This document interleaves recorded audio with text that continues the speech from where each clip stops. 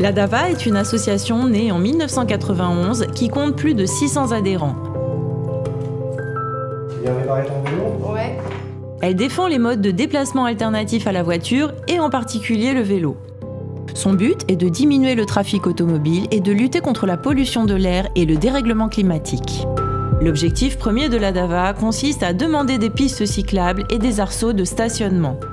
Pour rendre le vélo plus ludique, l'ADAVA organise avec la municipalité d'Aix-en-Provence une fête annuelle du vélo. Le rôle de l'ADAVA, au départ, je pense pour certains, est apparu comme un empêcheur de tourner en rond. C'est le principe d'avoir des gens qui sont sur le terrain, qui pratiquent les aménagements cyclables, qui nous bousculent pour dire c'est pas assez, il en faut plus. Mais pour moi, c'est un rôle important. Les bénévoles de l'association font des comptages mensuels de vélos pour mesurer l'évolution du trafic. Donc l'ADAVA établit une cartographie des aménagements cyclables dans le pays d'Aix et c'est la cartographie la plus à jour du pays d'Aix qui sert même de référence aux techniciens de la ville. Un atelier participatif est ouvert toute la semaine pour recycler de vieux vélos et réparer soi-même son vélo avec les conseils d'un mécano. Les pièces détachées sont d'occasion.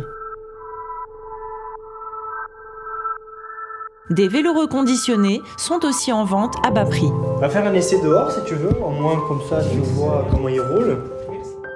L'ADAVA organise une école de vélo pour adultes qui est ouverte le samedi matin. Les adhérents apprennent à rouler en ville et hors de la ville en toute sécurité.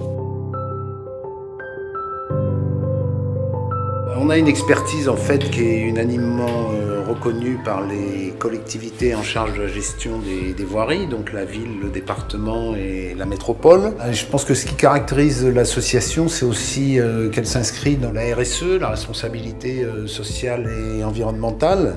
Et je souhaiterais aussi qu'on se penche sur les questions de pollution de l'air qui affectent gravement la ville d'Aix et ipso facto les cyclistes quand ils pédalent.